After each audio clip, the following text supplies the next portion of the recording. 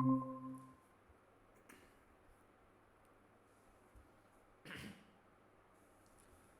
students, my name is Ashutosh Behra and we will be soon we will be starting this session soon.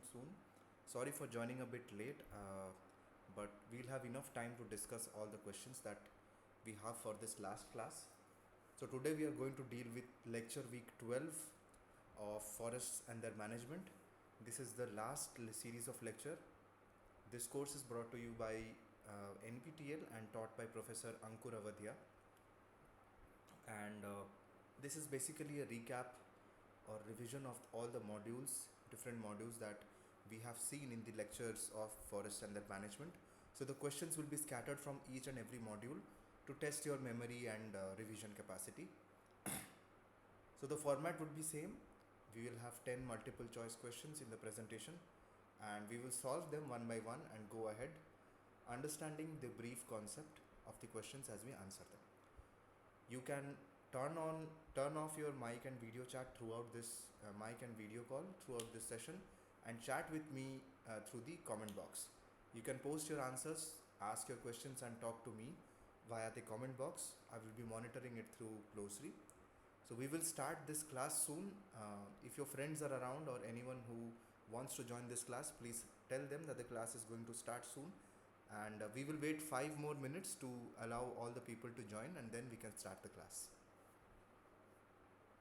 Meanwhile, I'll join with my second account and prepared my presentation for this class.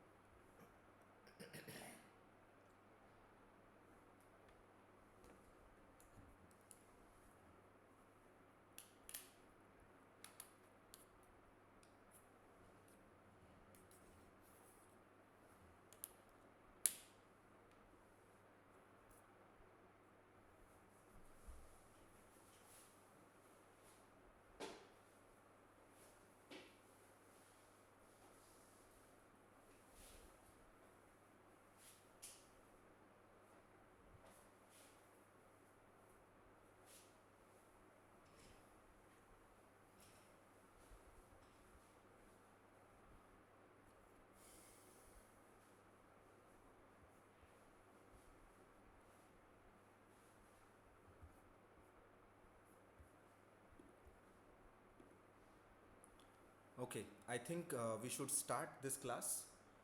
So this class is from 3 p.m. to 5 p.m. On Saturdays, and today is going to be the last class. Well, I have also planned an extra class tomorrow at 12 p.m., which will be again for 2 hours, roughly 2 hours, but we will finish it early. It will be within 12 to 1 p.m. If you have any questions from any lectures, please get them ready and ask me in the extra class tomorrow. I will try to clear all your doubts. Otherwise, I will prepare some lecture slides on the difficult topics which I feel needs a bit of revision for all these students, and teach it in the extra class. We'll also have some multiple choice questions from previous URL assignments where we will deal with this extra class. Okay, so this is going to be the last class, lecture week 12, which is where the lectures is also about revision of all the three modules of silvicultural management, of forests, produce and conservation, all the different lectures and modules that we dealt with. Okay, let's start this class. So what I'll do is again a general set of instructions for everyone who is joining this class. Please turn off your video and mic during this presentation. Let me be the only one speaking, but you can communicate with me through the chat box. Post your answers, your questions or interactions with me on the chat box. Okay? So what I'll do is I'll present my slides now and we can start this class.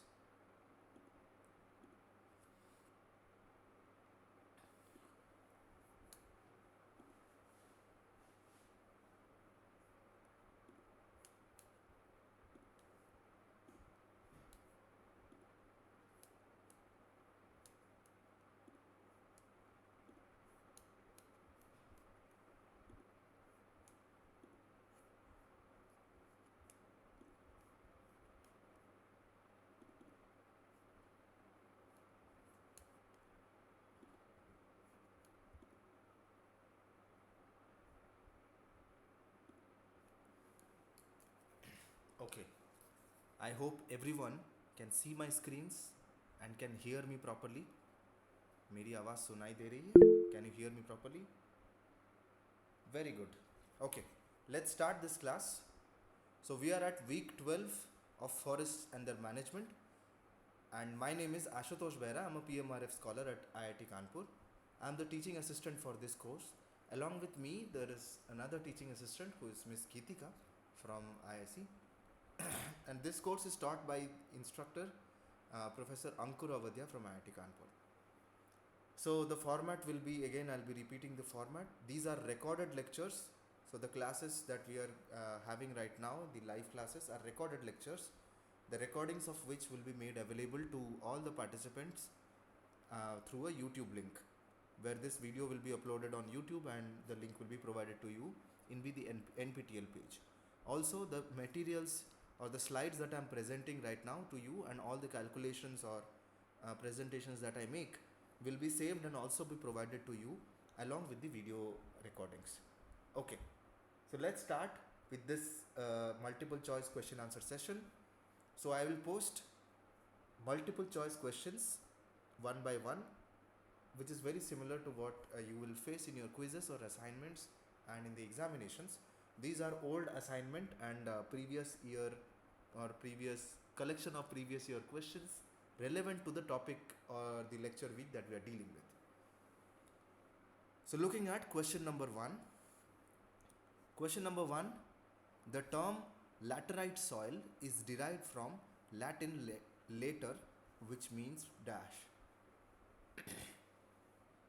Understood the question?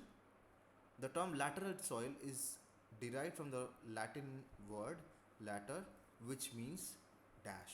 Option A, red. Option B, brick. Option C, fertile. Or option D, infertile. Okay guys, here is the question. Post your answers in the comment box. Which option do you think is the correct answer? Type your answer ABCD, or you can type me the word. Let's take 30 seconds to 1 minute, and I will come back to this question to tell you what is the correct answer, and then we will understand briefly about laterite soil and where the word is derived. We will also understand why the correct answer is the right answer. Okay? Don't feel shy, come forward and post your answers in the chat box. I will be monitoring the chat box consistently. This is the last class, guys, and I'm not even asking you to switch on your video or microphones. You can just post your answers in the chat box.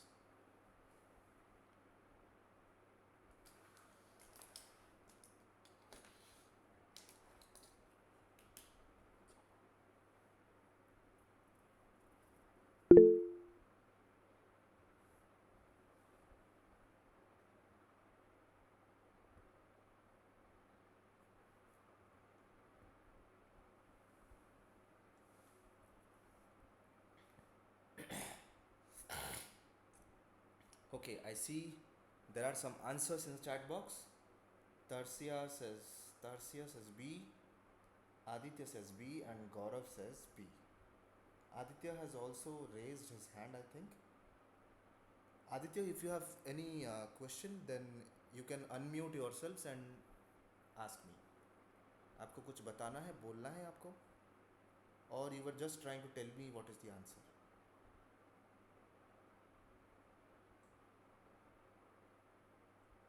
If you have any direct question, then you can speak up.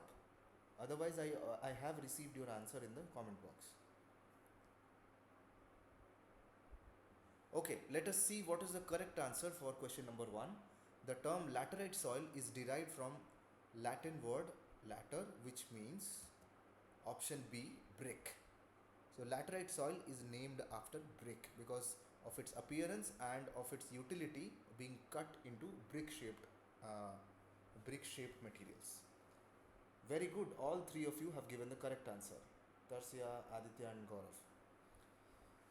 Okay, let us understand a little bit more about laterite soil and who derived this term, what does it mean, how does it look like, and why even study about the soil of India's. So the person who named laterite soil is Francis Buchanan Hamilton. He first described the name a laterite formation in southern India in 1800s. So in India it was first reported in the 1800s during the British rule. He named it laterite from the Latin word later, which means a brick.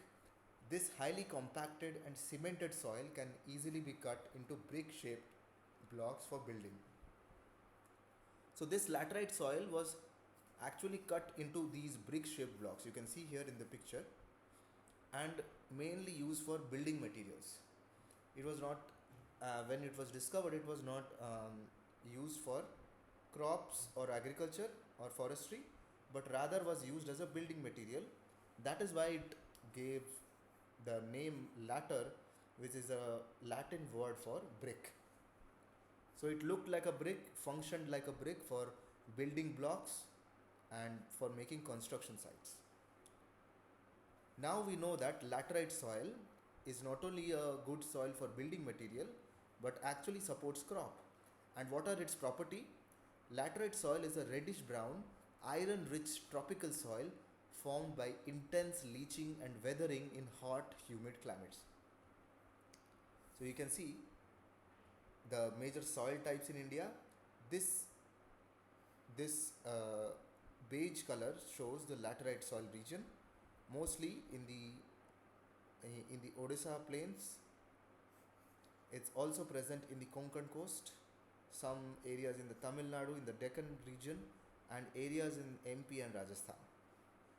So this is actually, and also in the northeastern plain areas, where due to the temperate and tropical climate, hot humid climates, these areas are humid areas with lots of rains, all these areas of the laterite soil, and it is very hot as well. So this leads to leaching of minerals from the soil and weathering, leading to reddish brown color or iron rich elements of the soil. If you go to Odisha, you can see that most of the soil or rocks are laterite, which are red in color and quite porous and iron rich. It is characterized by high iron aluminum oxide content and low fertility. Not surprisingly, that laterite soil was used for construction or brick building because anyway it has low fertility.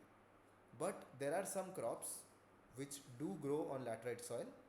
Though hard, acidic, and poor in nutrients, it is crucial for construction as building bricks and supports cashew, rubber and tea plantations.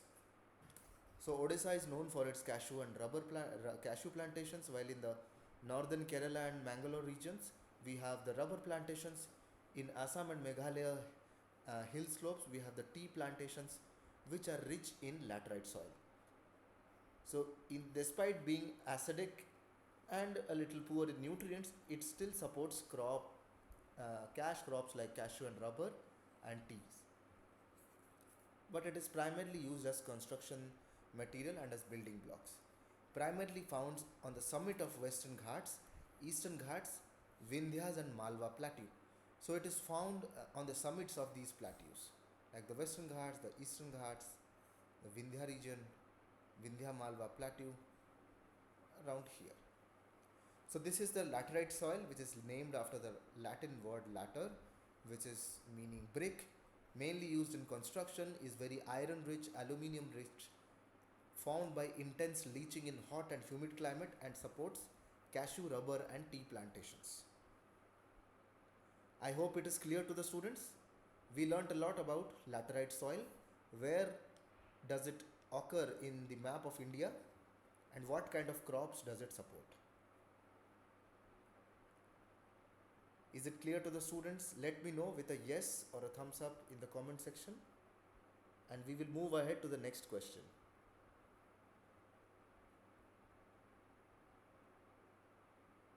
Thank you, Tarsia. Okay. Let's look at question number 2. Question number 2. Zoo is an example of dash. Zoo is an example of dash or which kind of conservation or preservation? Option A, in situ conservation. Option B, ex situ conservation. Option C, in situ preservation. Option D, ex situ preservation.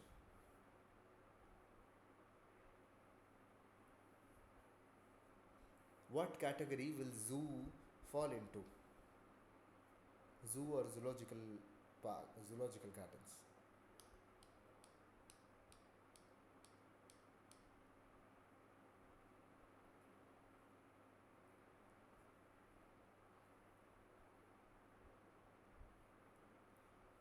Take some time and please post your answers in the chat box.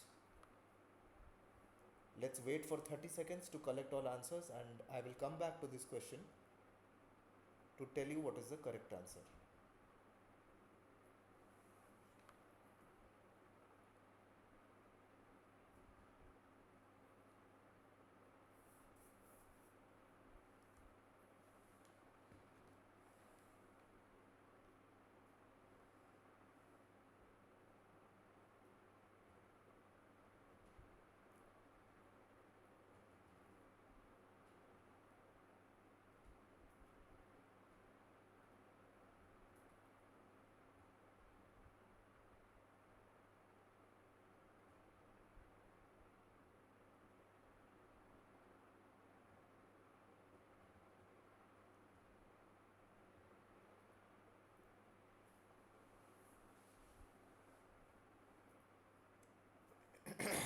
Okay, let's check the comment box for answers and come back to this question. Okay, there are already so many answers. Tarsia says B and Gaurav is also saying B. Okay. Aditya, do you want to answer, or should I tell you what is the correct answer?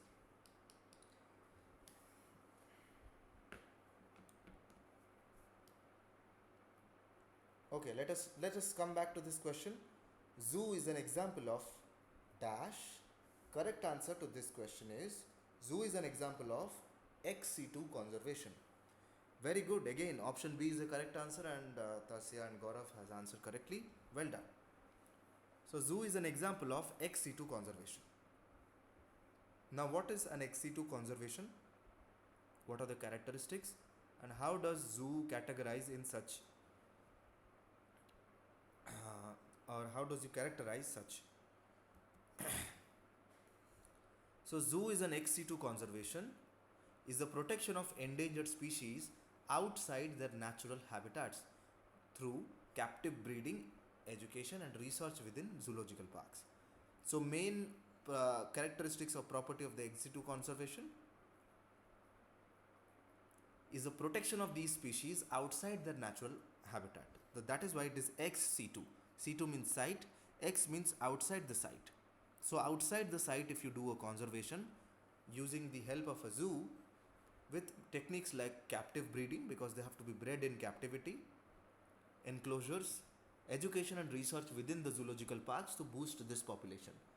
Because any animal which is ex situ conservation method is applied is already endangered. Now, zoos serves as vital insurance policy, allowing for species reintroduction to the wild, genetic preservation, and public education to aid biodiversity conservation. So, not only a single species, but zoos also serve as, in the long run, hotspots for biodiversity conservation. So we can see here a map of India looking at all the zoos, all the big zoos present, uh, all the big zoos present in each state, and where it is the ex situ conservation that is in practice. So we can see in Uttar Pradesh, Kanpur also has a zoo which is Allen Forest Zoo. Each state has at least one big zoo center which is largely aimed at ex situ conservation of the species. Now, what is ex situ conservation? Ex situ conservation is an off-site conservation. Ex situ means site, ex means outside of the site. Wherever an animal is found in its natural habitat, if you are taking it out of its natural habitat and then performing conservation, or then you are doing conservation, that is known as ex situ conservation. And in situ conservation, preserving the animals in their own natural habitat, just like national parks or biodiversity hotspots or wildlife sanctuaries. So if you build a wildlife sanctuary or a national park, you are protecting the animal in its natural habitat. That is in situ conservation. But if you are taking the animal out from its natural habitat and then doing conservation, that is ex situ conservation, such as zoos and other research centers as well as breeding centers. So ex situ conservation is the preservation of plants, animals and genetic material outside their natural habitat, acting as a safety net against extinction. So this is also called a safety net against extinction, because if the species is left in the wild and there are very few individuals, the species might get killed. If it is a prey species, then predators might eat it. Then that will lead it to the extinction of the species. So better you protect the animal or the species inside zoos under human influence and protection, and thus use it as a safety net against extinction of that species. Techniques include zoos, botanical gardens, seed banks, gene banks, and tissue culture techniques, which are crucial for threatened species. It supports research, education, and reintroduction program. Now, once the animals or species that have reproduced inside the ex situ conservation areas, they can be reintroduced into the wild to maintain the population of the species and thwart the biodiversity loss. Is it clear to the students what is ex situ conservation and how zoos fall under the ex situ conservation? Conservation of animals outside their natural habitats. That is ex situ conservation. Is it clear to the students? I see there is a chat by Gaurav. Please explain all the C2s again. Okay, so did I explain your question within my explanation, because I am just seeing it now? If it is not clear, I will do it again. I will repeat this concept again so that you can understand. Gaurav, are you able to understand? Half preservation C2s. Okay, you want to know about what is in situ preservation and ex situ preservation. So in situ preservation. Now, what is preservation? Preserving the natural, preserving the animal in situ. In situ means natural. So let me. So we have few terms here. We have the in situ. Okay. Now in situ means in the natural habitat.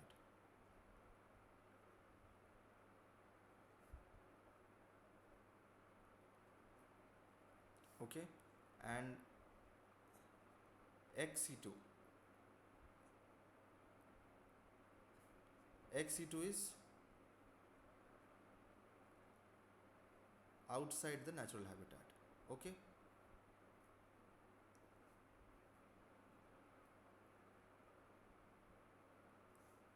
Now preservation.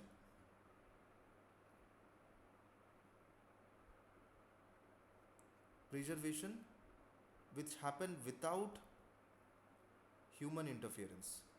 There is no human interference, there is no human monitoring, then that is preservation.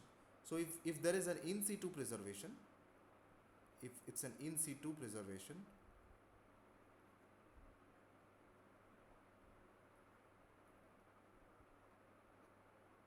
then you preserve the natural habitat without any human interference.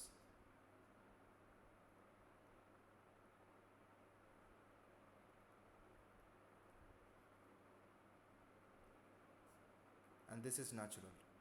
That is why it is in situ. It means, and how is it different from in situ conservation? What happens in situ conservation, if you ask me? That is where I think the confusion would clear out. Sorry.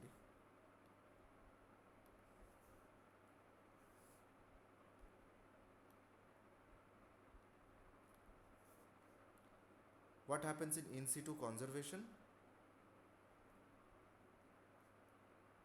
So there is this natural habitat, but you make human interference. You designate this area as a wildlife sanctuary. Let's say you are creating a national park,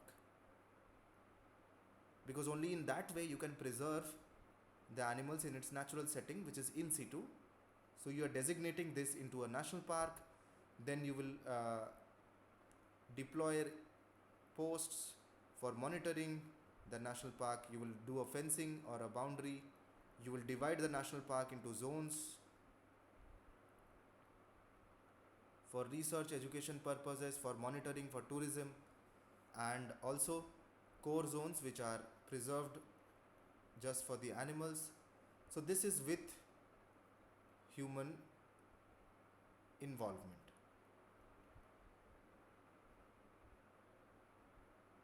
So that is the difference between in situ preservation, where there is no human interference and you just let it be in its natural form, while in situ conservation you interfere, you do human involvement. You make a national park, you make boundaries, you designate the areas, you monitor it closely, you protect the animals within the national park, and you also use them for research and education and tourism purposes. So that is the major difference between preservation and conservation, with human interference and without. And ex situ preservation, this is just a term. Ex situ preservation cannot be done, because once you remove the animal from the site, ex situ preservation does not mean anything, because once you remove species from its site, it's already having human interference. Now why will you remove the species? Because it is ex situ, it is not in its natural habitat, and you are placing it under somewhere. So if when you remove species from natural settings,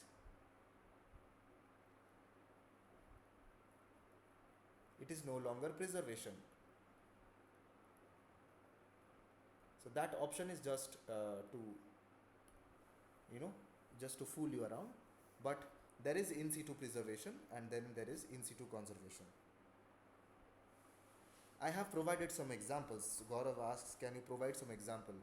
In situ preservation, so in situ conservation, we have the example of national park, we have the example of wildlife sanctuaries.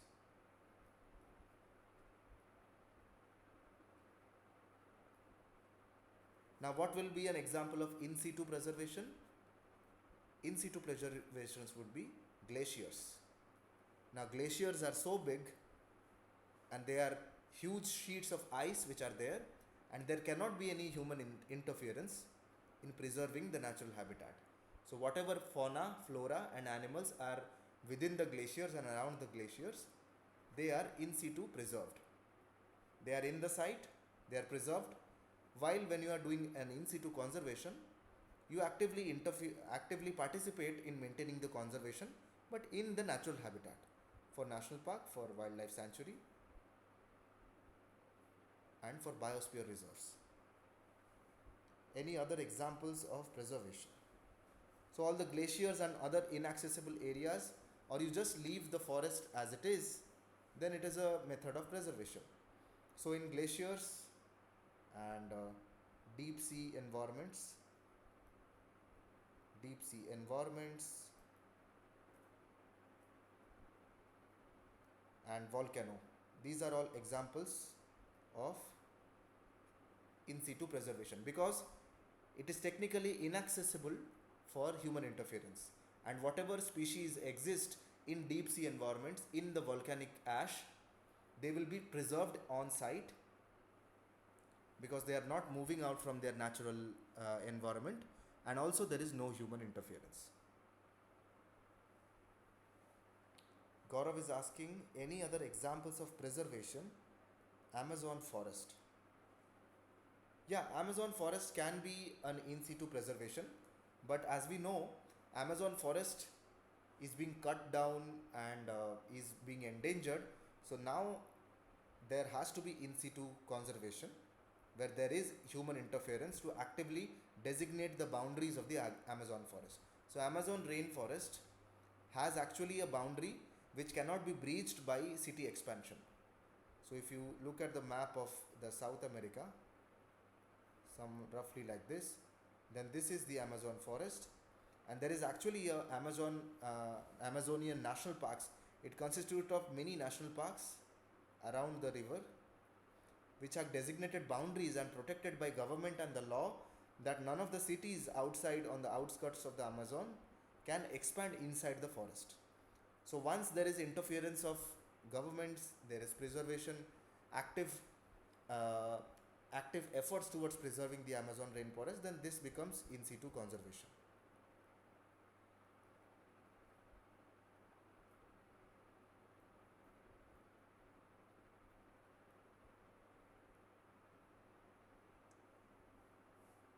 Yes, Gaurav, speak up if you want.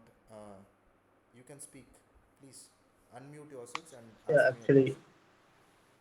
I had a doubt that basically Amazon forest has a part which is like in situ preservation, and outside of the Amazon forest part, the outer skirts, would Yes, it be considered in the ex situ conservation?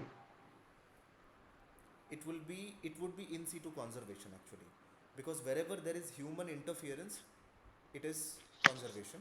But when the natural setting is just preserved, that is preservation without any human interference. So what you are saying must be right, that in the core of the forest, or in the that is true for any national park or big national park or biodiversity hotspots.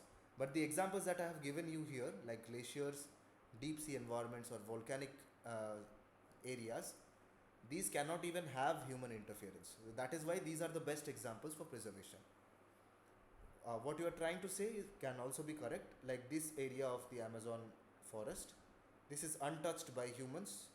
We do not know right now that there might be people living, or tribal communities or indigenous community, but the outskirts is what is actively monitored by the humans and the government. Okay, so in the exam, if there's a question, there would be questions. So forest would be considered the conservation, and all the other glaciers, volcanoes, and other parts should be considered the preservation. For the So exam. again, there is another question which will clear this confusion or doubt, where we understand what is a conservation and what is preservation. So I think it is question number 4 or 5. Then I will tell you the extra characteristics, or what makes um, what makes what makes different from conservation and preservation. So not only human interference, whether you derive benefits from it, whether you derive any kind of economical benefit from it, also determines whether it is a preservation or a conservation. In conservation, generally there are economic benefits involved, because conservation also acts as a method for tourism, for education and research purposes. While in preservation, you precisely preserve the whole natural habitat without any economic benefit, or without aiming for any economic benefit as per such. But in conservation, you can tend, or you can use these methods for economical purposes. So we will understand it better when we understand the differences between conservation and preservation. So can you wait till question number 4 or 5? I don't remember, but then I think Yeah, sure. it will be more clear.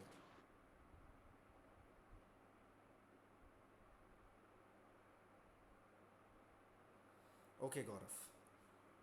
See, anyone has any questions, you can stop me anytime and ask me. We can have a discussion. I'll try to clear your point, just like Gaurav asked. So don't feel shy, post your answers, and let's have a two-way communication, okay? Moving on to the next question, question number 3. The breast height for Japan and Korea is dash. What is the breast height for Japan and Korea? Option A 1.1 meters, option B 1.2 meters, option C 1.3 meters, option D 1.4 meters.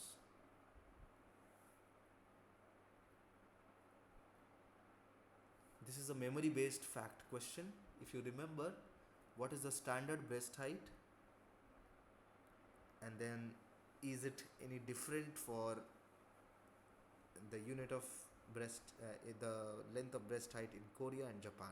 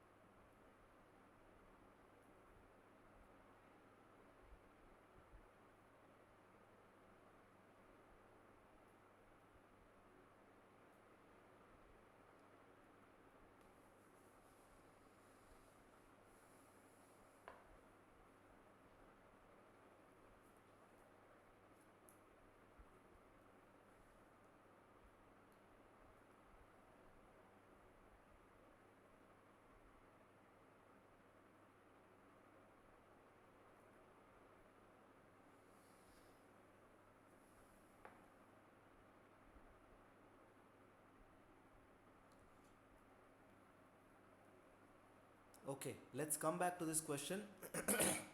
What is the breast height for Japan and Korea? Let us see what are the answers in the chat box. Aditya says C, Gaurav is saying C, and Tasya says B. Okay, Gaurav has a chat. Korea and Japan was an exception, if I recall. Yes, yes, it is indeed. And the correct answer to this question, the breast height for Japan and Korea, is 1.2 meters. This is the correct answer. So Tarsia has answered correctly. 1.3 meters is actually 1.37 meters is actually the standard breast height, but for Japan and Korea it is a little lesser. So what is breast height and what is diameter at breast height? This is a parameter which we refer to. Diameter at breast height, or DBH, is a standard forestry measurement of a tree's trunk diameter, typically taken at 4.5 feet, which is 1.37 meters to 1.4 meters above ground level.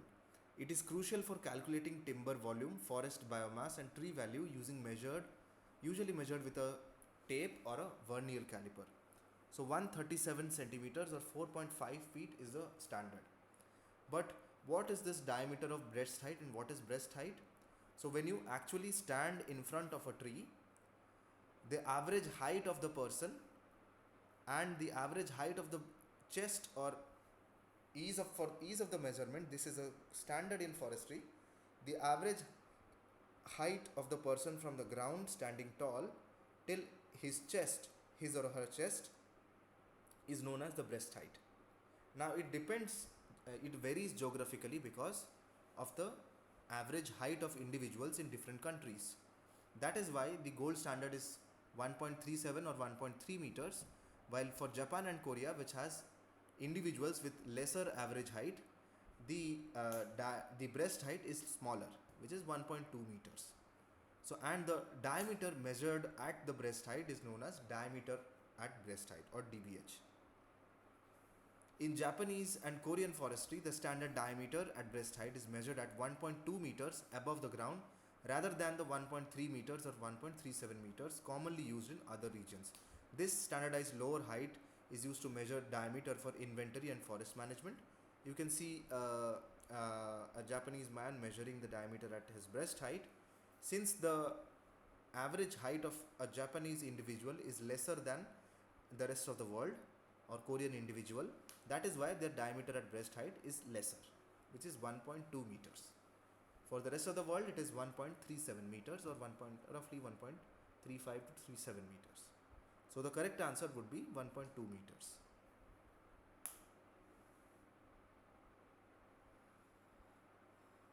I think, yeah, Gaurav changed his option to option B. Very good. Is it clear to the students? Breast height is nothing but a standard used for measuring the tree girth or the tree diameter for forestry, and it depends on the average height of the individual in that region. Now, Japanese and Korean men or women are usually shorter in height than the other counterparts. Okay, easy to understand. Moving on to the next question. Question number 4. The art and science of cultivating forest crops is called dash. An easy question, definition based question. The art and science of cultivating forest crops is called dash. Option A, foresticulture. Option B, monoculture. Option C, silviculture. Option D, silvics.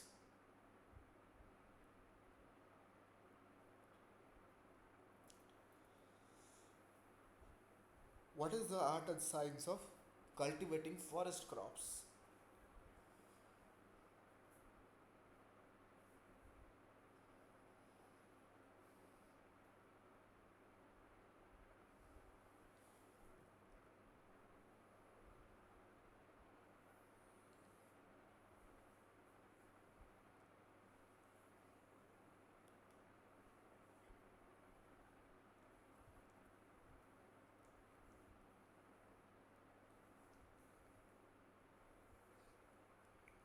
Post your answers in the chat box, and I will visit the chat box in a minute and come back to this question to tell you what is the correct answer.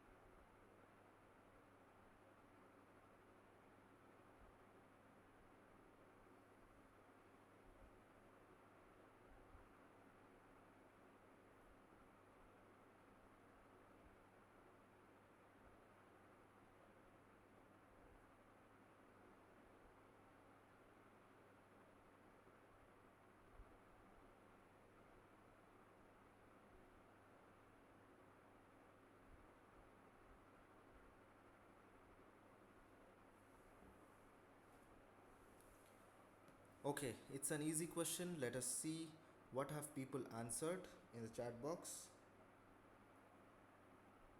Aditya says option C, Gaurav option C, Tarshia says option C, and Gaurav is asking, can you explain the other cultures as well? Sure. So let us look at question number 4. Art and science of cultivating forest crops is called silviculture. Option C is the correct answer. Well done, students. You have all answered correctly again. So silviculture is the art and science of cultivating forest crops. Now let us understand the other terms. Silvics I'll be telling you in a minute. Let's just review this. Silviculture is the art and science of controlling the establishment, growth, composition, health and quality of forests and woodlands to meet the diverse needs such as timber production, non-timber forest produce, wildlife habitat and animal conservation, and ecological restoration. It involves managing forest stands through techniques like planting, thinning, pruning, and harvesting to ensure sustainable, healthy ecosystems. So, it involves all these methods where you cut the trees, where you prune the trees, plant new trees, and harvest them at a particular time for the application that you needed them for. Maybe you need them for timber, you need them for the fruits, seeds, and the non timber forest produce for fuel wood, and all these things. And preserving this forest stand for the other generations to use is the management technique of the forest known as silviculture. Now, key aspects of silvicultural system. These are planned programs of treatment applied through the life of the stand, categorized into even aged, such as clear cutting techniques, where you even age that stand, two aged, uneven aged, like selection cutting systems, and coppice systems, which is a natural regeneration system. Now, the treatments have regeneration and intermediate treatments, methods to establish new young trees after harvesting, including planting or promoting natural regeneration. And in the intermediate treatments, you actually remove trees which are dead and you create spacing, you create the nutrients, reduce competition for the next generation to come to thrive, such as thinning to improve the tree growth, pruning to increase the wood quality, and prescribed burning to reduce fire risk. Now, the objectives are beyond timber. Modern silviculture supports biodiversity, watershed protection like recharging the groundwater level, carbon sequestration, and creating recreational value or economic value. Now, Silvix is one of the options that Gaurav was asking.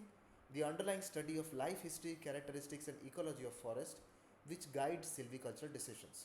Now, Silvix is a study of what is the property of the forest, what is the life history of the forest, what kind of trees are growing in the forest, characteristics and ecology of the forest trees. Now, these information will guide us managing these trees, in what kind of technique we should apply for regenerating the stand, whether the trees are fit for timber harvesting or for non-timber forest produce, etc., etc. So this is Silvix, understanding the study of life history of the trees and characteristics and ecology of forest trees. So what kind of tree, what is its seed year, what kind of fruit it takes, how long does it take to regenerate the whole stand, what is its application, all this is studied under Silvix. Now, looking at the other two options, foresticulture. Now, foresticulture, if I write here,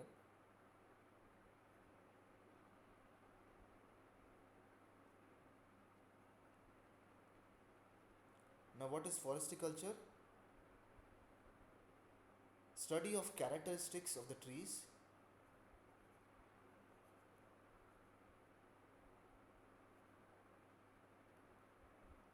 study of characteristics and environmental relationships, importantly.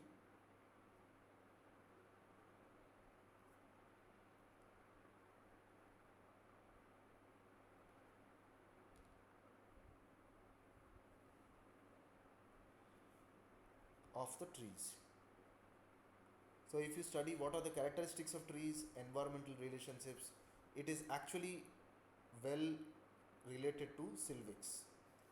So, Silvix and foresticulture is actually a term which is very similar to silviculture, but it is not used much. Silvix is what is used, where you study the characteristics and environmental relationships of the species. Now, what is monoculture? Monoculture is basically a plantation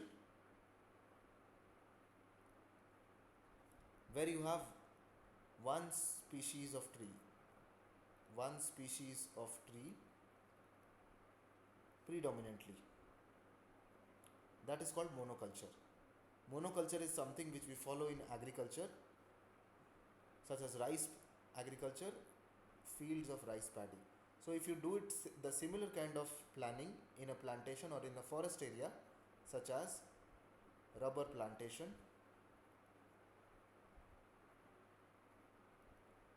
or tea plantation. So, these are monocultures, But these are also not agricultural crops, these are forest crops. So when you manage your forest in such a way that only one species of the plant grows, that is called a monoculture or a plantation. While foresticulture is also known as silvics. And you apply this for apply the knowledge for silviculture.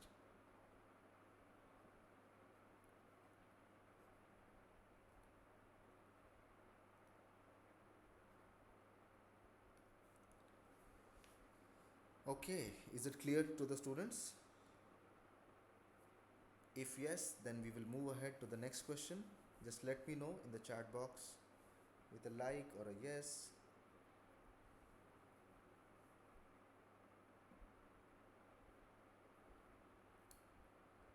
Foresticulture is a part of silvics? Yes. Yes, Gaurav. Okay. Thanks, Tarsia, Aditya, and Gaurav. Let's move on to the next question. Question number 5. A tree has DBH of 35 centimeters. Find its basal area in square meters. Okay, this is a calculation based question. A tree has a DBH of 35 centimeter. What is its basal area in square meters? Option A 0.049, option B 0.096, option C 0.149, option D 0.195. Okay, take your time, use your calculators and do this math. Tell me what is the correct answer. The diameter at breast height of the tree is given. You have to find what is its basal area in square meters. Diameter of breast height is in centimeters. Let's wait for some time and collect all answers in the chat box. I will revisit this question and tell you what is the correct answer.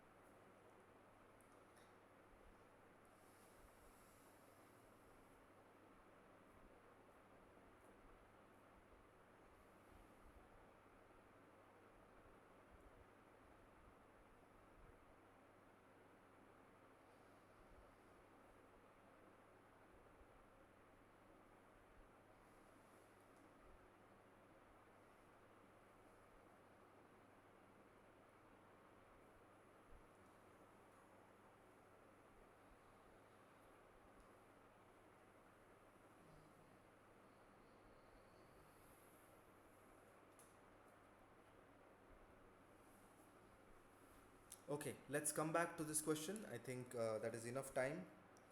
Let us check what are the answers in the chat box. Gaurav, Tarsia and Aditya are all saying option B. Okay, let us check what is the correct answer. A tree which has the DBH of 35 centimeter, its basal area in square meters is 0.096 square meters. Very good. Even this answer is the correct one. Option B for question number 5. Now let us understand what is DBH and what is basal area. What do we mean when we say basal area? Basal area is the cross-sectional area of the tree trunk at the breast height, which is 1.37 meters above the ground, typically expressed in square feet per acre or square meters per hectare. So basal area, as its name suggests, is the base of the tree or the cross-sectional area of the tree at the breast height. So that is what is a measurable quantity and is a standard for measurement of the tree cross-sectional area. So if you cut the tree at the breast height, then the diameter of the breast height is measured at this 4.5 feet, which is 1.37 meters, and the circular area that is formed by the base of the tree, where if an imaginary cut is done at the diameter at breast height, that is called the basal area. It is the key measure of forest density and stand volume and competition calculated using the formula. So this basal area shows that what is the stand volume, what how many trees can be packed into a single forest area, which shows the forest density. Stand volume, what is the volume of the stands, or what is the amount of timber that can be generated, and what is the competition between two species of the trees. All this can be determined are determined with the use of basal area of these trees. And what is the formula for calculating the basal area? It is this formula: basal area is equal to 0.005454 into dbh square in inches, or 0.00007854 into dbh square in centimeters. Now if you just cut a cross section of this tree and consider it to be a cylinder, then this area will be close to a circle, and the basal area of this basal area would be the area of this circle. Now area of this circle is given by pi r square.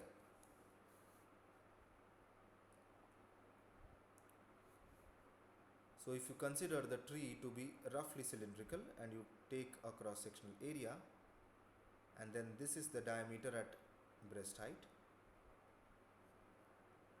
which is 1.37 meters, then what is the area of this, which is the basal area?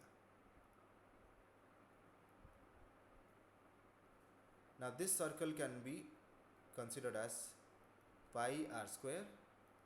Now what is the radius of this circle? We can write the radius. If we consider the circle is equal to the diameter at breast height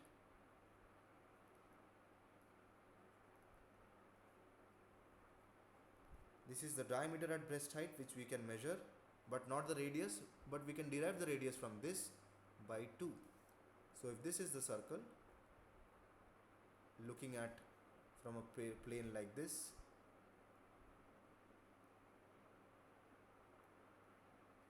if you are looking like this, then this is the circle. If you consider this as a center, then this line is the diameter at breast height, which is the dbh, and this much is the radius, which is dbh by 2. Now substituting this in the basal area, so basal area is equal to pi r square is equal to pi dbh by 2. We can write r as dbh by 2 whole square, and then this can be pi by 4 into dbh square. This is nothing but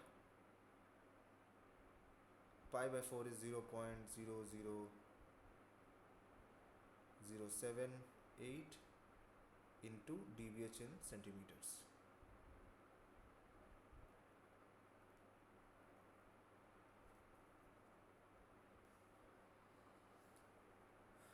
Okay, now what was the dbh in our question? If you go back to the question, the tree has a dbh of 35 centimeter, and the area is in square meters. Now if the dbh is in centimeters, then we use this formula: 0.00007854.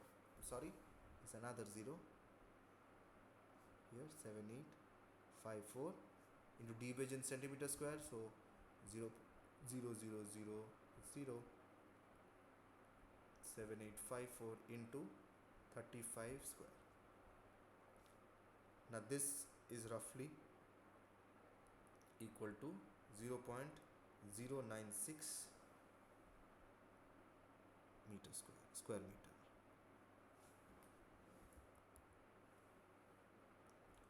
Meter square or square meter. This is the correct answer. So option B, 0.096. This is the correct answer. Is it clear to the students? Very easy to understand. Whatever is a circle formed at the diameter at breast height, the area of that circle is the basal area of the tree. Now this dbh can be used as the rate for derivation of the radius of the circle, and then calculating the uh, area of the circle by pi r square, which is giving us 0.096 square meters for a tree with a 35 centimeter diameter at breast height. Is it clear to the students? If yes, then we will move ahead to the next question. Just let me know. Very good. Very good. Okay, let's look at the next question. Question number 6. Self-plowing character is seen in which soil? Self-plowing character is seen in which soil? Option A, black cotton soil. Option B, alluvial soil. Option C, saline soil. Or option D, red and yellow soil.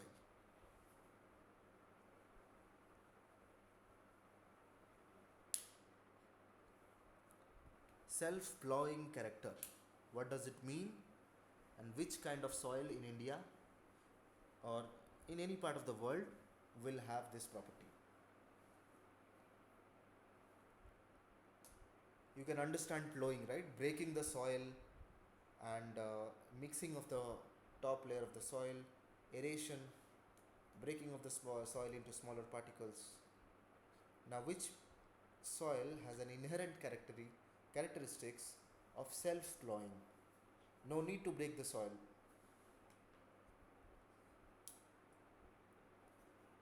It will break itself.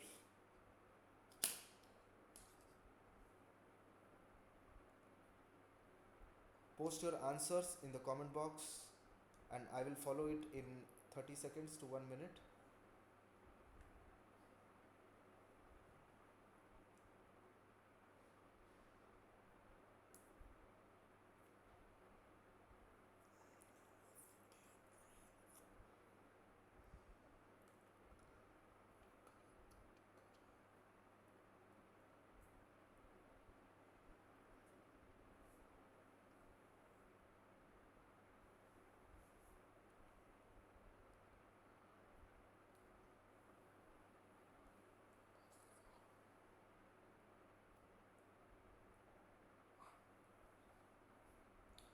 Okay, I think it's time to come back to this question.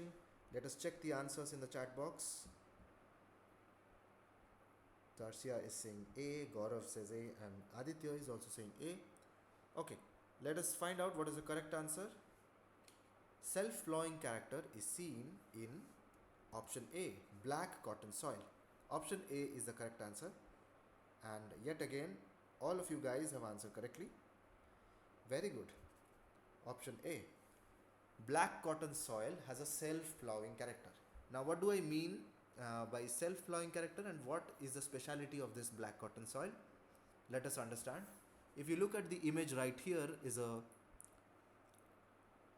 field with a black cotton soil or regur soil or black soil of the India.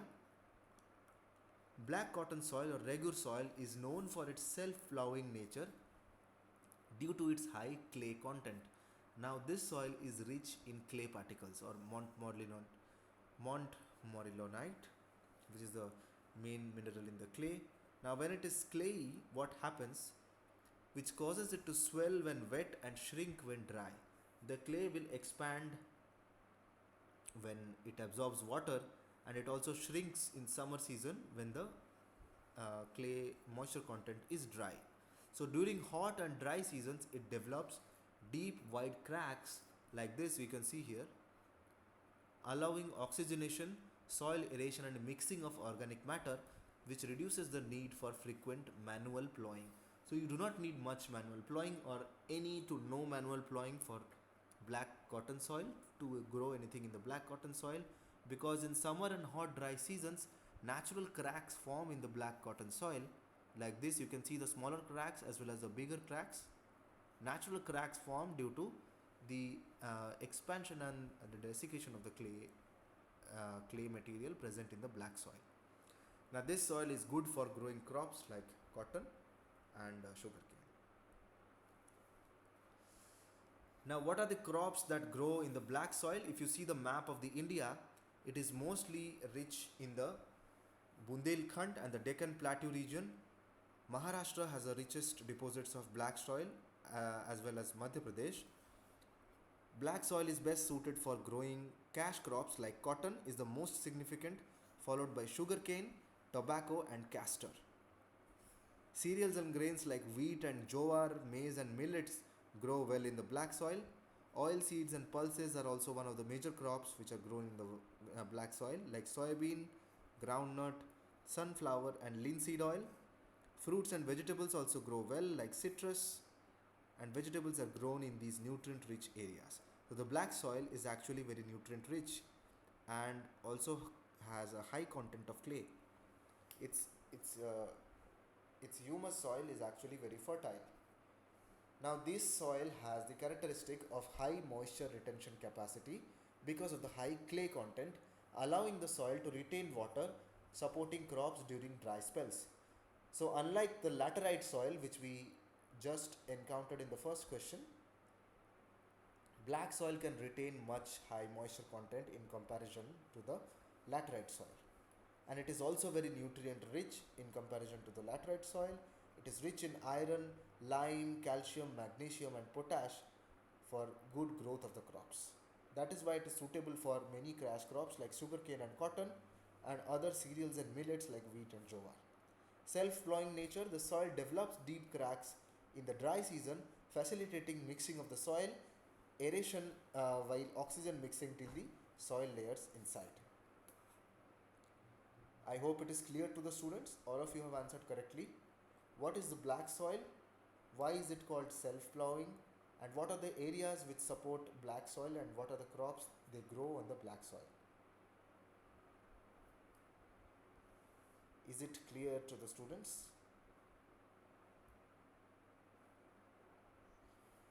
Very good. Very good. Thanks for the response. Let us quickly move to the next question. Question number 7. Vertical alignment of soil horizons is called dash. Vertical alignment of soil horizons is called dash. Option A, soil texture. Option B, soil structure. Option C, soil profile. Or option D, soil science. Now, what is a soil horizon and what are vertical arrangement of soil horizon called?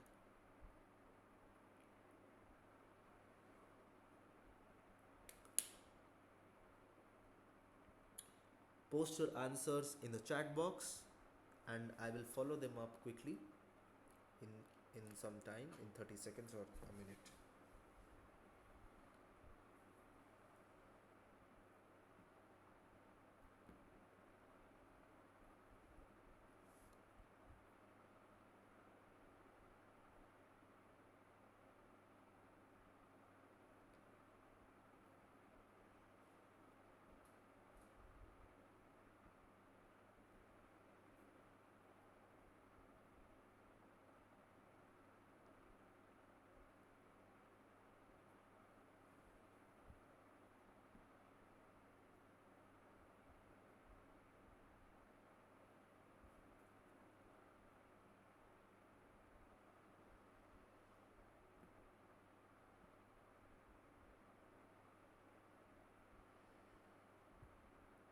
Okay, let's come back to this question. Vertical alignment of soil horizons. Let us look at the answers in the chat box. Gaurav, Aditya and Tarsya are saying option C. Okay. So vertical arrangement of soil horizons is called soil profile. So C is the correct option. Again, hitting at the right mark. All three of you, Gaurav, Aditya and Tarsya. Correct answers. Now, what is a soil profile and what are soil horizons? A soil profile is a vertical section of the soil extending from the surface through all its layer known as soil horizons. So now if you dig through the soil of any place, then there are various layers you will be able to see. The first layer, which is the layer which has the trees and grasses, and the second layer which has the roots of the trees, and then starts other soil layers, and this whole column of the soil actually refers to the soil profile, which gives us a brief overview or a general overview of how or what type of soil profile an area has. Okay, and what is a horizon? Now each layer inside a soil profile is known as a horizon. Now what is the use of a soil profile, or what is its purpose? A soil profile actually reveals the soil structure, color and composition, such as what is the organic matter level in different layers of the soil. This is an important point to note, that which layer of the soil has good organic matter, which layer is rich in inorganic materials, and which soil is impenetrable like the bedrock, which horizon of the soil profile. So it tells us a good estimation about organic matter, clay and minerals composition of the soil, which are crucial for determining fertility, water retention and agricultural suitability. So now how do you compare the black soil and laterite soil? For an example, you take a soil profile, you dig a 30 feet deep hole, and then you see, look at the soil profile, then you find out the water retention capability of the black soil is much larger because of the higher clay material accumulation in the A horizon or the E horizon, rather than comparing to the laterite soil, which has a good amount of leaching in the E horizon and the B horizon, and but a lower or a thinner layer of the A horizon, which supports fewer or limited amounts of crops. So if you look at this soil profile, it gives us a brief idea about all the different layers found in a soil profile. This region till horizon A, OAEB is considered soil, while from OABC is considered regolith, and especially R, which is unweathered or parent material or the rock material, is called the bedrock. Now water cannot penetrate the bedrock. All the water that is absorbed, or in the term when we use groundwater, is actually present in these horizons A, E, B. Now what is horizon O? Loose and partly decaying organic matter is found on the top layer of the soil profile, which is also known as humus, or the most fertile area of the topsoil. Now horizon A, mineral matter mixed with some of the humus here, and horizon E is a zone of alluviation or leaching. Leaching is a process of acidification of the soil, minerals leaching inside the bedrock. And horizon B is accumulation of clay, iron and aluminium from above of the leaching zone, because the minerals move downwards into the next layer, while C horizon shows us the partially altered parent material, where the weathering of the parent material is giving rise to the soil in the earth crust, and R horizon is the unweathered parent material or bedrock. Now what is the utility and importance of a soil profile? It is a major determinant in an agricultural system, because a soil profile determines what is the water holding capacity, nutrient availability and root growth potential for crops. So this is what I was mentioning when I was comparing laterite soil and the black soil. Once you take a soil profile out of the laterite and the black soil, you will know that what is its water retention capacity, what kind of nutrients are they available, and what is the depth till which a root can penetrate if you grow a crop inside a black soil or a laterite soil. Soil management, it helps identify fertility levels requiring soil sampling based on these layers. Engineering and construction, assessing the soil strength for building foundations, road construction and predicting subsidence. So not only agricultural use, the soil profile is also used for demarcating areas fit for construction, areas for agricultural land, and areas for forest growing. Environmental protections helps in understanding water infiltration and groundwater recharge techniques, and controlling the erosion of the area, and classifying, assisting the scientists in understanding the soil genesis and mapping different land types and classifying different soil types present in the geography of our country. Now is it clear to the students what is the soil profile, what are soil horizons, and what is the utility of knowing the soil profile of an area?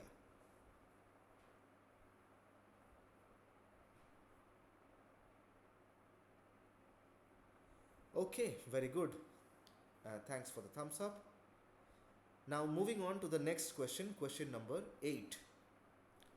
In a triangle, the angle between base and hypotenuse theta is equal to 60 degrees and the hypotenuse C is equal to 4 centimeters.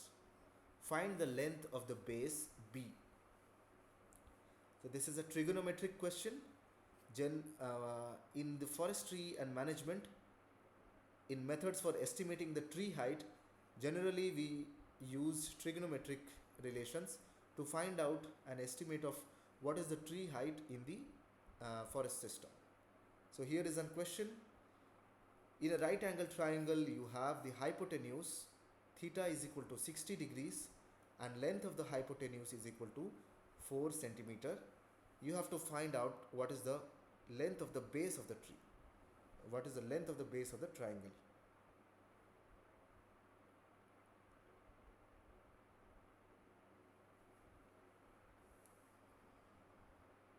Let us take some time and post your answers in the chat box.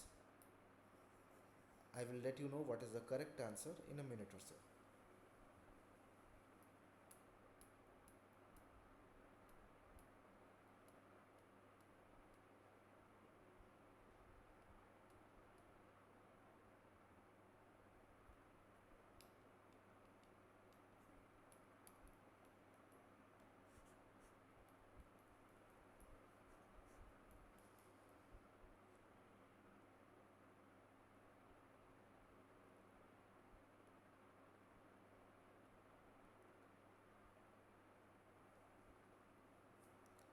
Okay, let's come back to this question.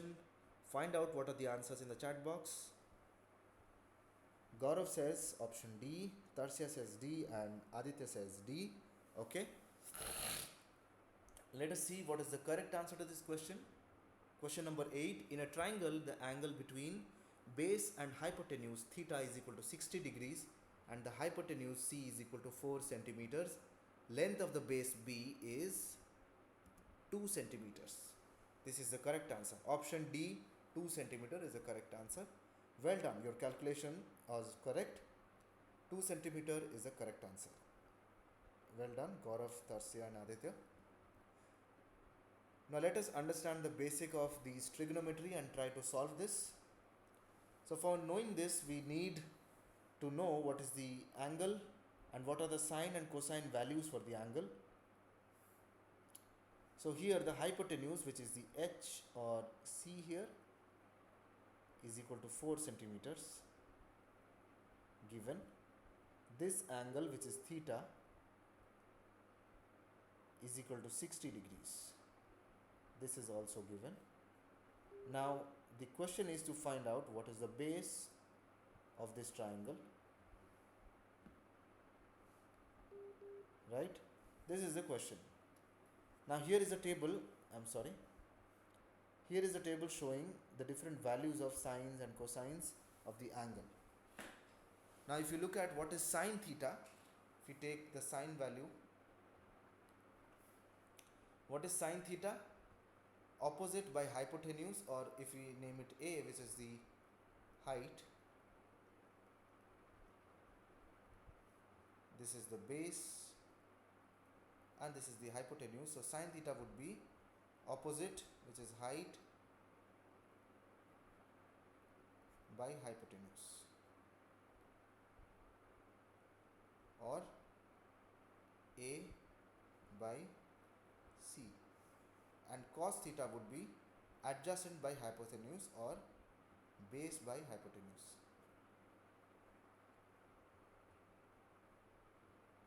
Is equal to B by C, and tan theta is equal to opposite by adjacent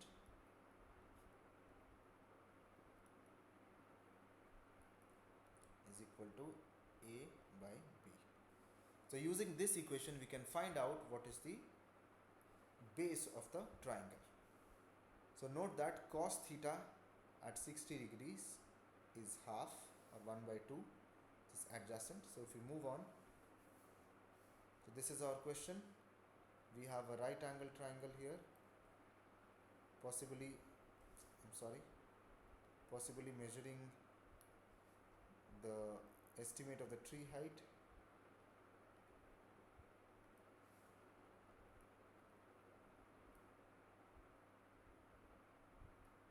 Roughly a right angle triangle here.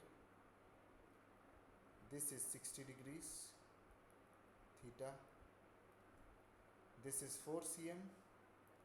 This is B and this is A. So cos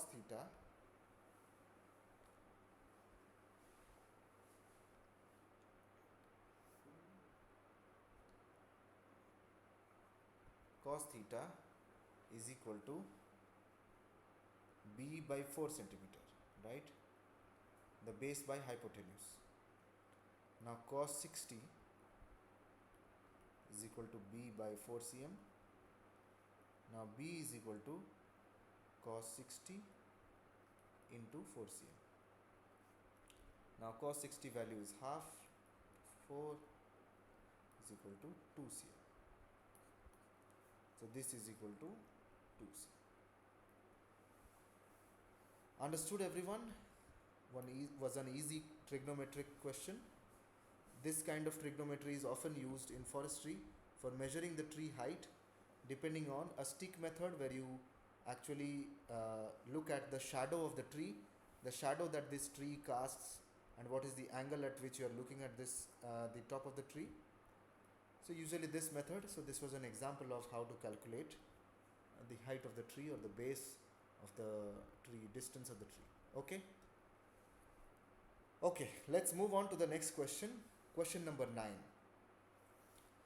Allowing some places and some creatures to exist without significant human interference is a definition of dash.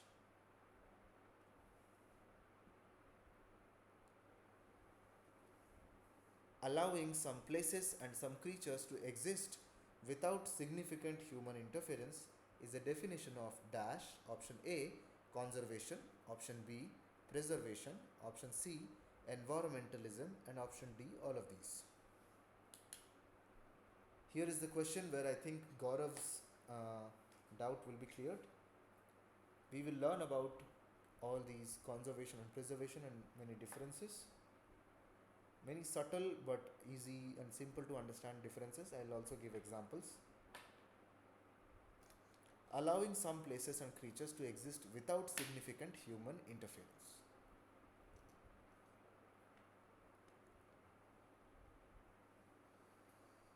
I can see there are already answers in the chat box. Gaurav says option B, Tarsya says B, and Aditya is saying also B. Okay. Correct answer is definitely B, preservation. B is the correct answer. Well done, everyone. So preservation means allowing places and creatures to exist without any human interference, or without significant human interference. Now, what is the difference between preservation and conservation? Preservation in biodiversity and forestry focuses on maintaining ecosystems in their pristine state, minimizing human interference to protect the species and habitats, which can be an example of Amazon rainforest, but only those areas which do not have any human interference, not even tribal or indigenous people living inside the Amazon rainforest. Because once there are tribes living inside the Amazon rainforest, that can also be considered as deriving forest for benefits, and it is a method of sustainable conservation or silviculture, rather than preserving the natural scenario in a pristine habitat. It differs from conservation. The preservation is differing from conservation, which allows for sustainable use by prioritizing strict protection such as national parks, and prevent habitat fragmentation, ensuring genetic diversity and combating climate change. So conservation, you see, is a human interference regime which prioritizes protection of the area, protection of the species such as national parks, to prevent the habitat fragmentation. So in conservation, protecting natural resources for use by current and future generations. Preservation, most human usage of land, preventing most human usage of land and natural resources, irrespective of whether it is used in this generation or for the future generations. Conservation allows lands to be used for responsible recreation, logging, and mining. So, this is the part of conservation. Well, in preservation, why you can only travel by foot in places like John Muir Wilderness in California is an example of reservation. There is no human interference. An example of another preservation is Docky River, where you cannot have where you cannot have motorboats, and many other glaciers and wildlife preserves are there which have strict rules which do not have much significant human interference. Now, understanding conservation and preservation, protecting nature through proper use of natural resources is conservation. Preservation is protecting nature from any use or any human interference. Preservation focuses on protecting nature based on belief that nature is inherently valuable. This is a biocentric or ecocentric viewpoint, while an anthropocentric viewpoint is human use, protecting nature so that human could continuously use it. An example of conservation is an action in action is using sustainable logging practices to conserve forest for future logging, while an example for preservation is action in action is the protection of land areas like national parks from any sort of human alteration. The core areas of national park are actually undergoing preservation, but national park as a whole is a method of in situ conservation. So preservation, here you see there are wildlife and that is do not enter, humans cannot enter, while in conservation we use silvicultural practices, agricultural practices to harvest the wood for timber and replant new trees. Is it clear to the students? Gaurav says Docky River have human interaction. Yes, have human interaction but not significant human interaction. That is why motor boats are not allowed in Docky. Only paddle boats. Because motor boats actually disrupt the ecosystem, and motor boats also create mixing of the river bed and sediments of the water to maintain it as pristine as possible. So that is why in human intervention it cannot be called a good preservation technique. Rather, I saw people swimming there. Yeah, yes, Gaurav, we all do, and it's also dependent on tourism there. So it's has become a part of conservation. It is not preservation. But the examples, if you remember, that I gave for preservation, the best examples would be. So I'll write it again here. Examples of preservation. Those will be the glaciers, deep sea beds, and volcanic areas, because these are the areas humans cannot interfere even if they wanted to, or very less interference. So these are mostly pristine. Whatever species or biodiversity or fauna is found there is mostly pristine. That is why these are good examples of preservation. Is it clear to the students? Okay, let's move on to the last question of our session. Question number 10. Montane subtropical forest do not include dash. Montane subtropical forest do not include which kind of forest? Option A, broad-leaved forest. Option B, pine forest. Option C, semi-evergreen forest. Option D, dry evergreen forest. Sorry.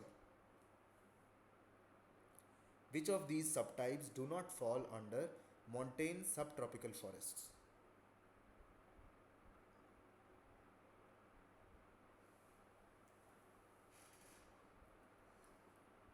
Think through and give your answers.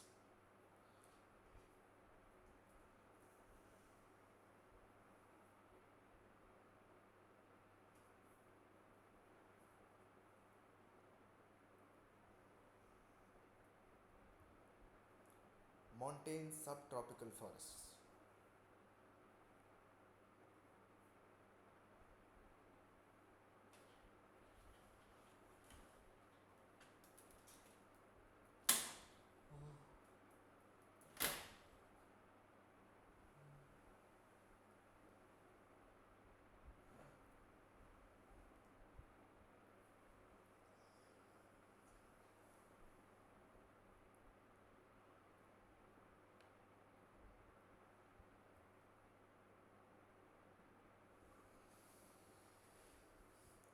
Okay, let's check the answers in the chat box.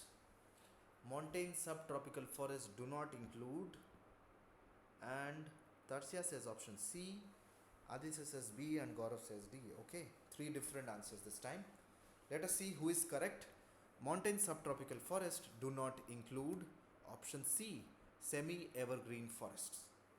Option C is the right answer. Montane subtropical forest contains pine forest, majorly broadleaf forest, and also dry evergreen forest.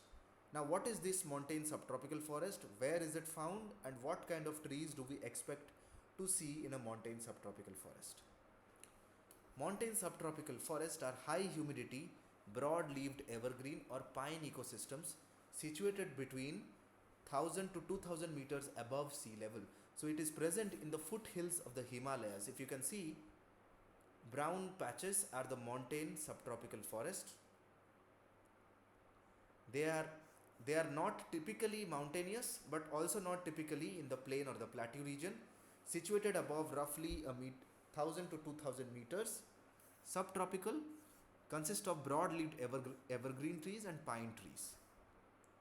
Characterized by moderate temperatures of 18 to 21 degrees Celsius, they feature trees like oak, chestnut, and pine trees, high biodiversity, and are found in areas like the Himalayan foothills. So, if you see these Himalayan foothill areas, these forests are the montane subtropical forest. Now, montane is derived from the term mountain, so it is mountainous, but it is on the foothills of the mountains. It is subtropical and temperate because the temperature is moderate, and it features broad-leaved trees as well as pine trees. So, evergreen or semi-evergreen trees do not occur in montane tropical forest. Now, montane subtropical forest includes subtropical broadleaf forest, subtropical pine forest, subtropical dry evergreen. Now, what is dry evergreen? Dry evergreen occurring in the dry areas. However, semi-evergreen forests belong to tropical forest types, not montane subtropical. So, semi-evergreen forest, semi-evergreen means all the time there will be leaves on the trees. Semi-evergreen, half of the year there will be leaves on the trees. Deciduous is the tribe which shed their leaves, where the leaves will be shed, while in semi-evergreen, half of the leaves will turn their color to the others. So, dry evergreen forest is a part of montane subtropical but not semi-evergreen. Let us look at what are some examples of semi-evergreen forest. Then you will understand.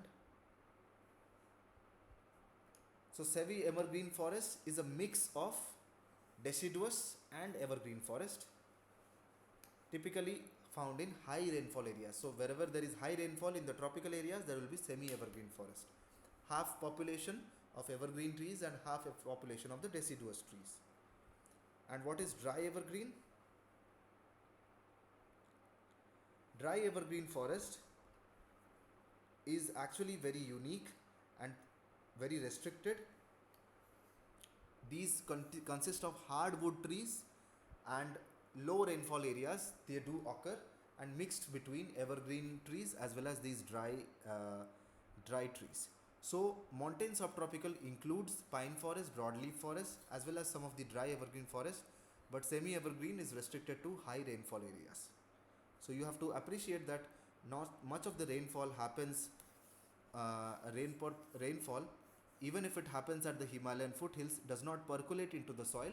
That's why they are little dry to temperate on the rainfall requirement, and we have big long trees with uniform bole like the pine trees, oak and chestnut trees. So, winter rains are the source for these dry evergreen forest rainfall. Is it clear to the students? Very good. So, with this, we have come to the end of this presentation. I will come back to the call and save all the edits that we have done. Let us stop presenting. Yes. So, with this, we have come to the end of this class as well as to the end of this course. So we have successfully dealt with 12 weeks of problem solving sessions where we solved some of the multiple choice questions related to topics of forests and their management, where we learnt about conservation, where we learnt about forestry, we learnt about silvicultural techniques, and it was a great learning experience. I hope all of you enjoyed it thoroughly. If you have any suggestions or feedback on the kind of class, the conduct and the procedure of conducting these classes, feedback on the slides or my teaching methods, feel free to write back to the NPTEL. The feedback will be mostly welcomed. Again, this class is a recorded lecture which will be uploaded on YouTube, and the link will be provided to you through the NPTEL website. Also, the calculations, the pen writings, as well as the materials that I am sharing with you in this class will also be shared to you via the PowerPoint presentations. So if you have any doubt or questions, then please ask me. This was a revision class for lecture week 12, which is revision of the whole course. We will have an extra class tomorrow at 12 to 1, where I'm going to select some of the topics which I think need a revision or a revisit. And then if you have any other questions from your side, you can ask me. If not, then I would like to end this session. Guys, do you have any questions? Let me check the chat box. Yeah, actually, I have a question. Gaurav, you have a Yeah, question? am I audible? Am I audible? Yes, you're audible. Yes. Yeah, actually, basically, this week 12 lecture was the whole compilation of all the lectures, right? Yes. Yeah. So, can I like expect that if I if I'm to make to today's lecture and I attend the tomorrow extra class lecture, then I would be well prepared for the upcoming exam? You'll be prepared for the next class, No, you're saying? I was saying if I have attended today's lecture as well as the lecture upcoming for tomorrow, the extra class one. Okay, So okay. do you? So would you say that we are well prepared for the upcoming exam? Yeah, I couldn't hear the last part, but what I'm trying to cover tomorrow, if I tell you right now, I'm trying to cover some of the lectures which dealt with surveying techniques. I think that needs a revision, a revisit. Actually, yeah, I was saying that if we have attended both the lectures, like of today and as well of tomorrow's extra class lecture, would you Yes, consider us as like well prepared for upcoming exam or not? Like yes, yes, that would yes. be the question. Yes, yes, definitely. So all the recordings are also available from 1 to 12, and I think you will be ready for these exams. So these questions that I'm actually putting up in the live TA sessions are from the previous year assignments or quizzes. So this is a similar, many very similar kind of questions, and I think broadly the whole topic is covered for, when you come to these live classes, because each of these questions is selected from some lecture and covers the whole of the topic. If you want me to deal with some specific topic tomorrow, I can, but I think I would like to revisit the surveying techniques like the lidar and the radar methods for surveying, which is I think needs revision for people attending this course. We can also look at some of the silvicultural techniques again, like the clear cutting system, the shelter wood system, and irregular and uniform shelter wood system. We can look at that, and we can also look at plantation techniques like the raised bed, the lowered raised bed, sunken bed techniques. I think these topics is what I'll cover tomorrow. Try to cover everything as a small topic from each lecture, and yes, I think you will be ready for your exams after tomorrow. If you have any topic in your mind you want me to cover, then let me know. I'll prepare my lecture slides on that. Okay, thank you. Yeah, thanks, Gaurav. Does anyone has any other question or query you want to ask me? Now is the time you can ask me. Post it in the chat box, or you can speak up now that the class is over. If not, then I'll end this call. Let us meet tomorrow at 12 p.m. afternoon on a Sunday. Can you solve some problems to tomorrow. So for tomorrow, have not planned any problem solving session, but yeah, if you want, then I can pick up some problems from again from old assignments or from the mix and match of these your assignments as well, and then solve it. Yes, we can have it that way as well. I can pick each question, let's say 15 questions from all these lectures. We have lecture week 12, so at least 12 questions from all these lectures, 12 to 15 questions. Let me prepare it as such, and then but these might or might not be multiple choice questions because I'll be preparing them. Yeah, we can do that. We can do that as well. Some little important problems with formulas is enough, though, like recalling. Yeah, so that is why I wanted to touch upon those topics which involve these formulas, like calculation of the breast height, calculation of the area of the cylinder, bowl of the cylinder, how to calculate the lidar frequencies, and if you remember those lectures, I think lecture week 4 or 5, that involved a lot of calculation. So I will touch upon those topics. More than 30 problems tomorrow. Okay.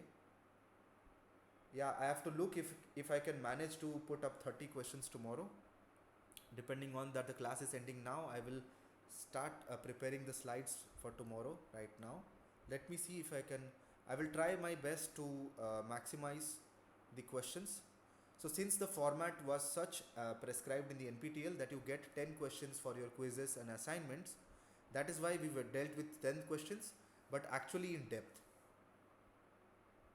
if it is comfortable for your schedule. Yeah, I will try to cover as many questions as possible from all these chapters. Yeah, I will try my best. Okay, thank you for all these suggestions. So let us meet tomorrow at 12 to solve some of these questions, and meanwhile, while solving these questions, we will understand the concepts, the formulas for this revision. Okay, thank you for joining. Bye bye, take good care of yourselves and enjoy your weekends. I'll end this call for everyone.